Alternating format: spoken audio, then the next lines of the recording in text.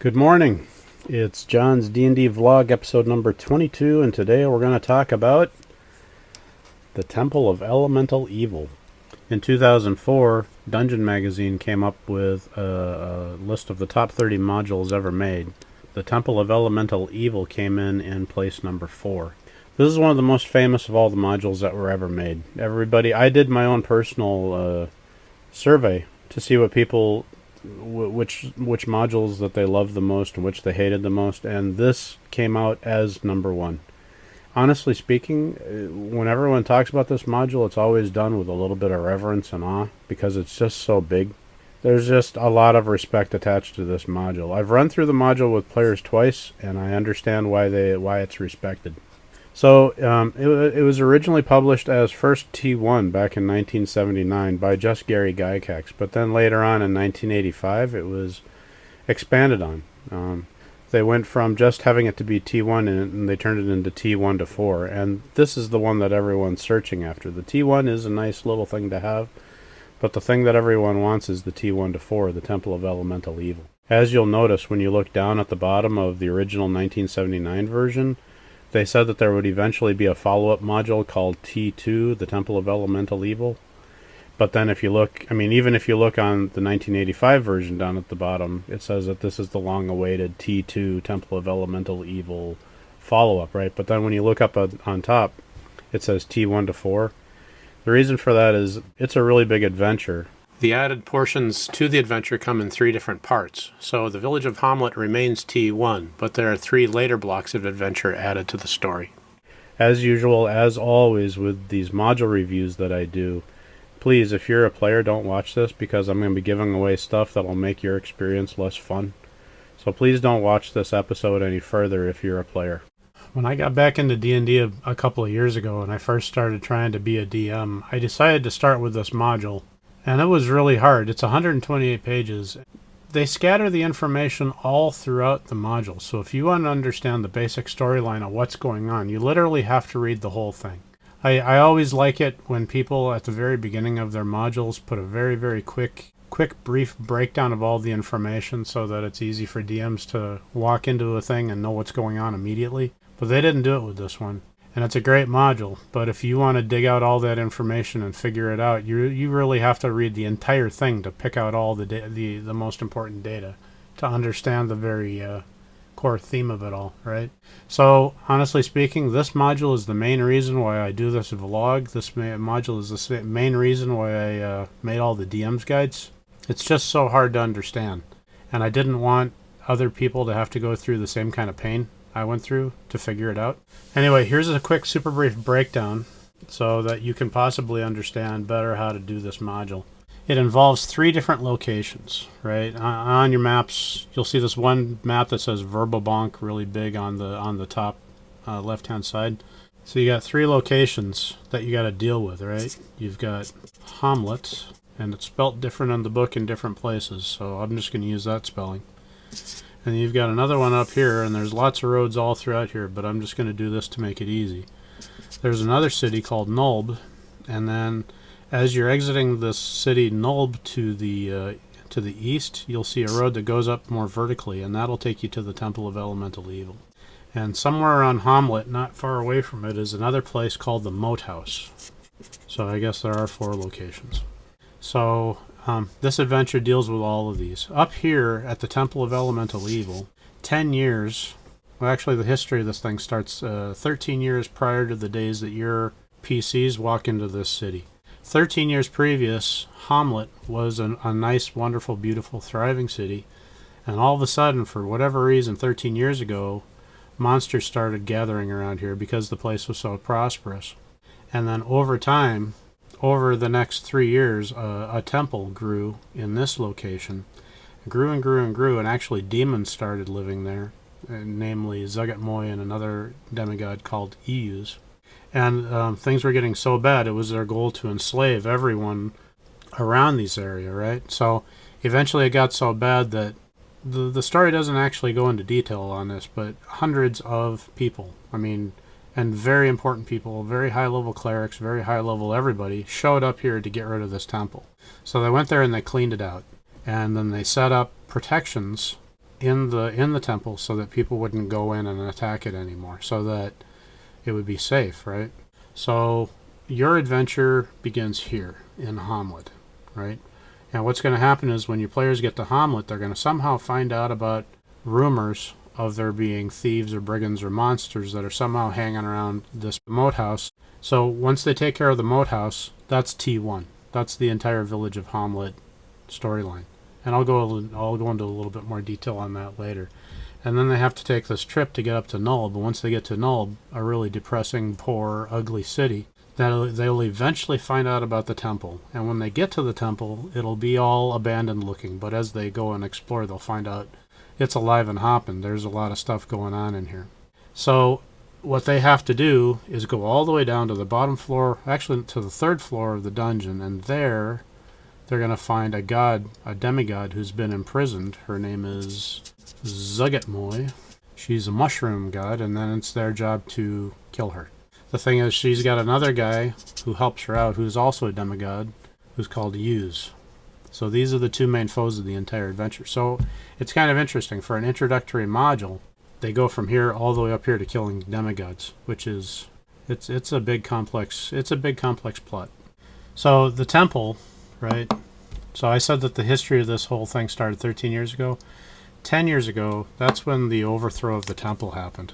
So for 10 years, everyone believes that this place has been abandoned. What they didn't realize is that this person, Zugetmoy, has actually been imprisoned in the third floor.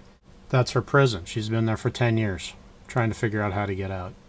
The citizens, a lot of the citizens in Hamlet and a few of the citizens in Nulbs, this is an evil city, but there are a few citizens here who are kind of working in disguise, and they're there mainly for the reason of making sure the Temple of Elemental Evil never starts up again.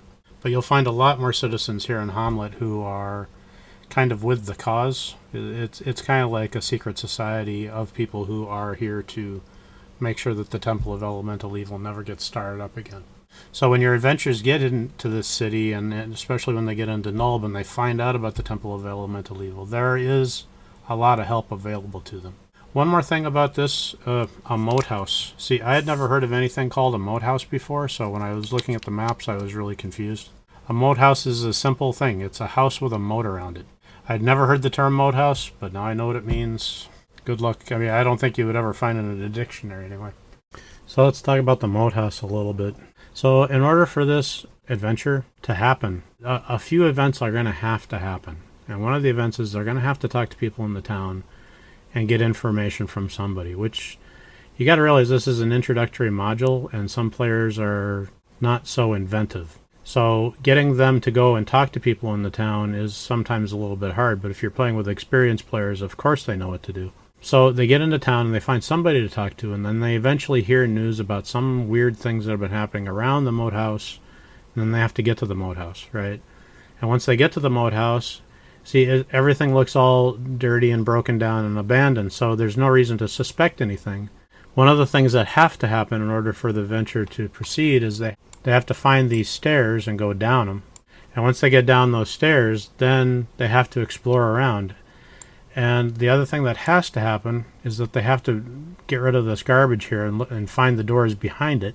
All this place looks completely abandoned and broken down and everything, except once they get behind those doors, first of all, the doors are beautiful. Second of all, the doors have a brand new shining lock on each one of them. And then inside the room are supplies, military supplies, lots of it. So that's the only information they're going to have access to that will tip them off to the idea that maybe something is happening beyond the obvious.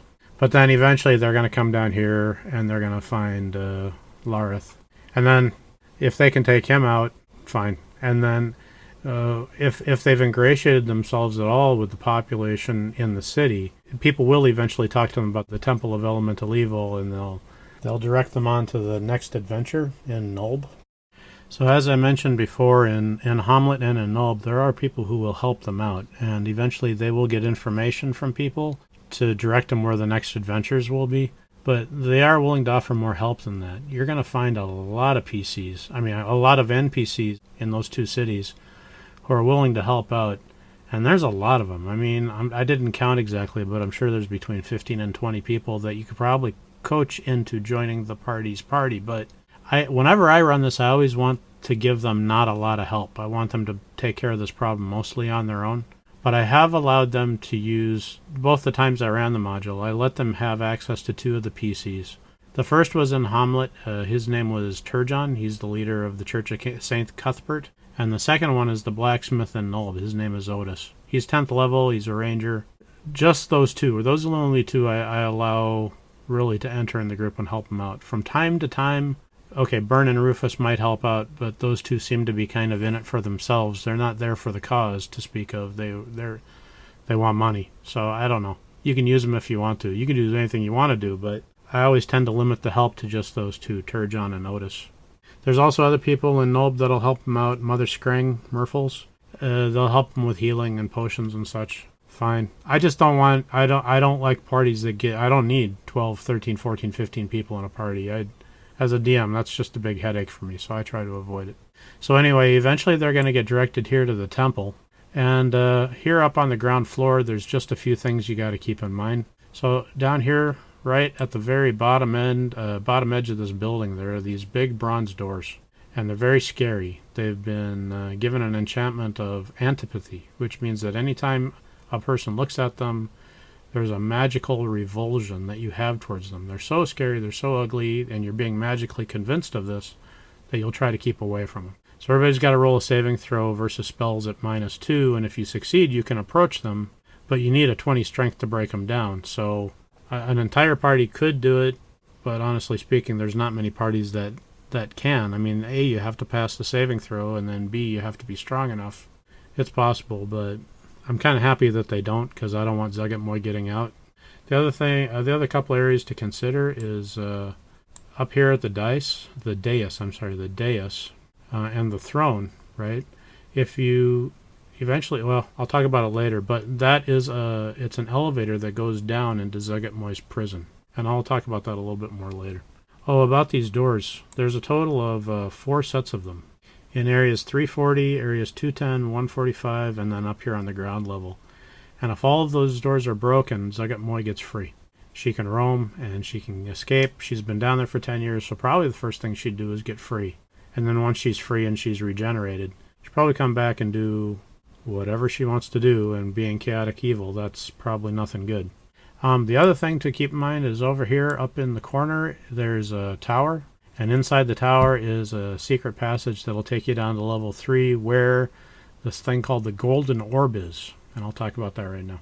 So this is level 3 of the dungeon. This is a big complex place, but as far as the plot goes, level 3 is maybe the most important level. So all the way up here, everything up here, this is all Zuggtmoy's prison. And as you'll notice, there's no way to get in here by just walking. I mean, it's not connected at all to the other parts of the dungeon. The only way to get into this place is through these bronze doors here, these darker, blacker lines. Those are the bronze doors. But then on top of this raised area, that circle, that's the elevator. You know, that comes all the way down from the dais on the ground floor. It comes down here. And then you'll find Zuggtmoy in this chamber right here.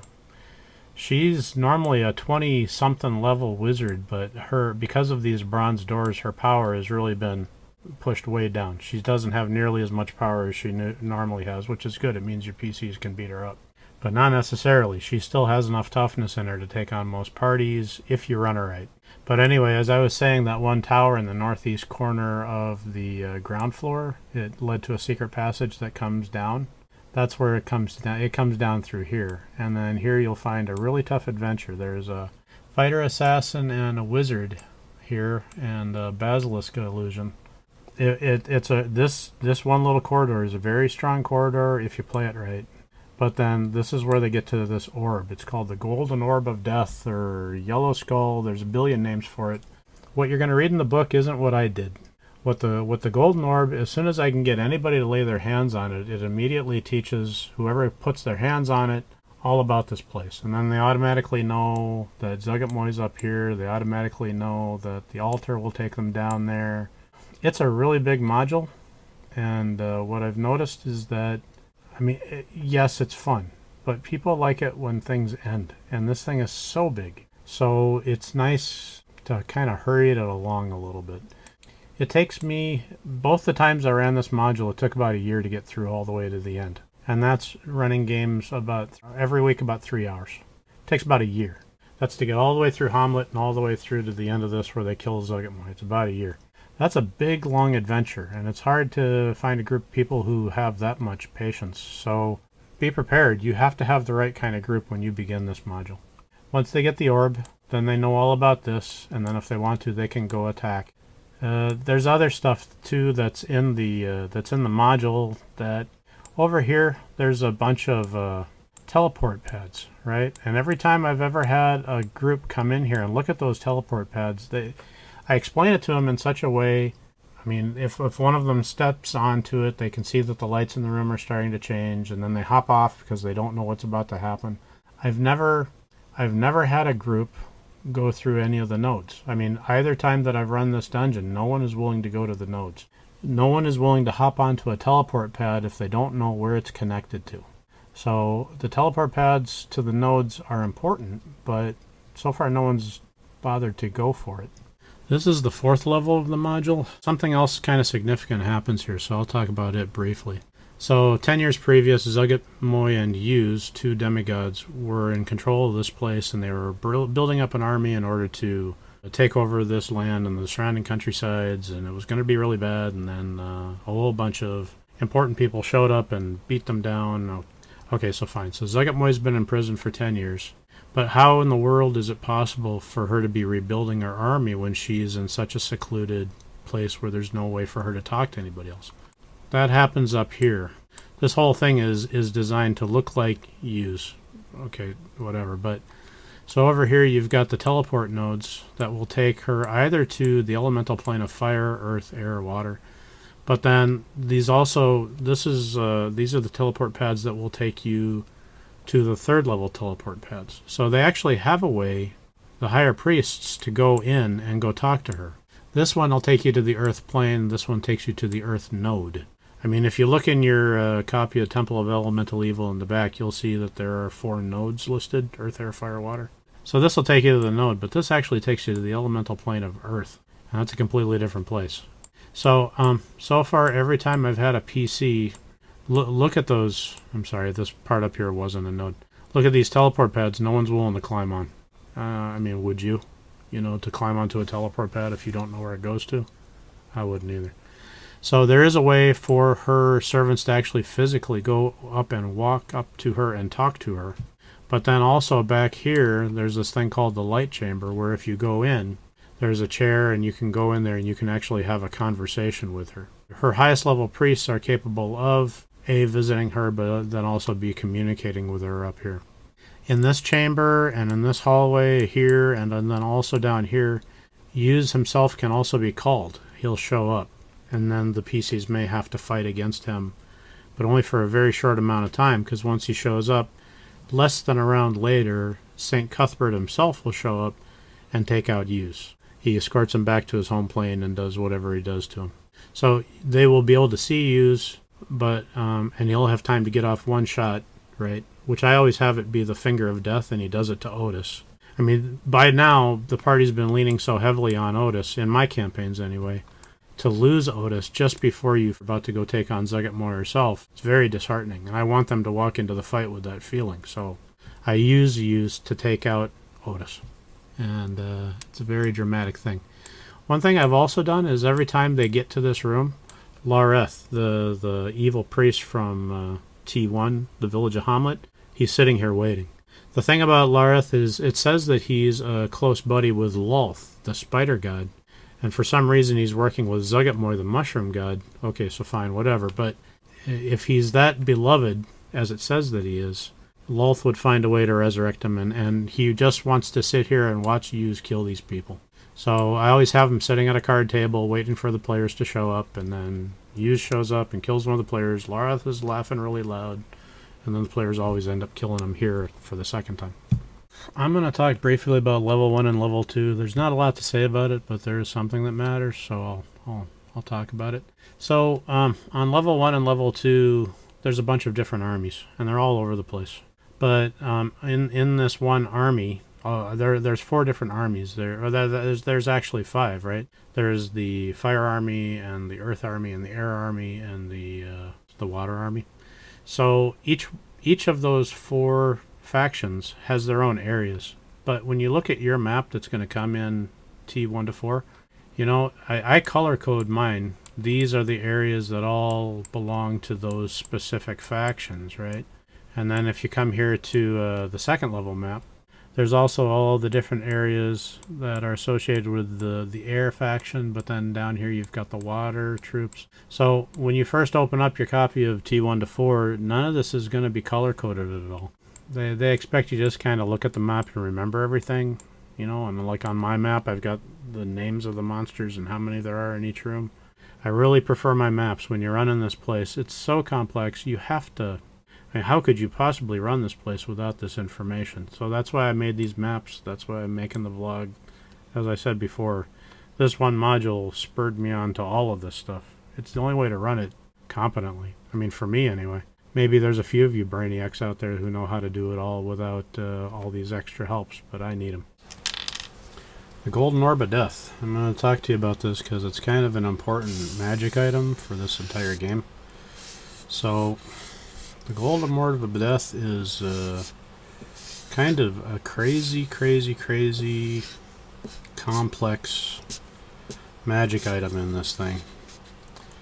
And it's got so many rules to it that I am just going to flash all these across the screen, and I'm not even going to talk about it because it's just got so many rules to it. And it's really important to the game. So it looks like this. It's going to be about 3 inches wide, made out of gold. Have a good time. It's a hard thing to learn, and the rules on the thing are scattered all throughout the module. I gathered them all and I put it into this list. Enjoy. Okay, so I'm going to talk about the nodes briefly. If your player characters can get down here to level 4 of the dungeon, you'll see these things coming here off to the sides. This is like really dangerous, and honestly speaking, in my opinion, it might be too hard. But this is the way it's written, and you do what you want to do. But half of these... if you step on them, it's a transporter pad. They call it a glyph, right? But if you stand on it, 18 seconds later, the lights in the room slowly change over those 18 seconds. And then at the end of the 18 seconds, your PCs are transported to some place. Usually, like here, it'll take you to the water plane, but this one will take you to the water node. If you accidentally go to the water plane and you don't have another way to get back, that's it. It's done. You will not survive. You will die unless there's some way for you to survive in a water universe. You're just going to die right away. That's all there is to it. Okay, so like these 3 each go to some elemental plane, and this one goes to the earth node, and this one goes to the earth plane, and these 3 all go to the different nodes. So it's really kind of tricky, and it looks like your PCs just might die here if they just accidentally step on the wrong pad. That's why all of my PCs, I mean, I didn't explain any of this to them. I just said there was a symbol on the floor, and that when they stepped on it, the room started changing color, or the light started changing in the room, and everybody just jumped off the pad right away. No one was willing to go. Anyway, it takes you to one of these 4 different nodes, or the planes, as I mentioned previously. So these nodes... this is a plane. It's a demi-plane. It's all by itself a universe. And in this universe, you will find 3 other glyphs, 3 other transport pads, and they all have these symbols on them. But you won't find the symbol of this particular element. So this is the air elemental node. You won't find the air elemental transport pad here. People show up in the middle. There's no transport pad there. So if you can find your way to one of these transport pads, you'll be transported to the next elemental node, right? And then the whole idea is you have to go through these places and find the power gems, and then you install them in your Golden Orb of Death or whatever, and then you can make it back to the dungeons again. In your book, there's area numbers here, right? But none of the area numbers had any monsters or treasure assigned to them. They just gave a big list of treasure, and they said, you put it in there however you want to. The thing's already 128 pages. If he had actually allocated all that stuff, I mean, it theoretically could have been, 150, 160 pages? So when it comes to the nodes, they're asking you to do some of the work.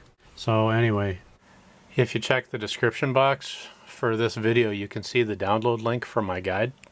I went and I did it all. My personal opinion is I gave too many magic items to everybody, so you'll probably want to change things, but I did it, and if you want to change it, go ahead. And also in that guide, you'll find XP lists for all the different levels. Also in the back of the book, you're going to find like this collection of 8 different NPCs who somehow got stuck in the nodes and they can't get out. I don't know how they would survive in these places without some kind of magical protection, but they're surviving. All I've done so far in this entire blog is just tell you what this module is and kind of show you the basics on how to run it. I haven't gone through it all to tell you about my own personal experiences or my own personal tricks and tips on how to get through it better. All I've done this entire episode is just explain it. So that means that next week I'm going to be doing part 2. This thing is huge. It's a monster, as you can tell just from this little speech I've given. I mean, this is a monstrous thing to try to run your players through, but it can be fun and rewarding depending on how you choose to play it. So stay tuned. Next week I'll show you part 2. Hopefully that'll help you out even more. Hope you have a good week. Please subscribe. Please tell your friends about me. This is Jonathan Scott, Jonathan's D&D vlog. Thanks very much. I appreciate it. Have a good week. Bye-bye.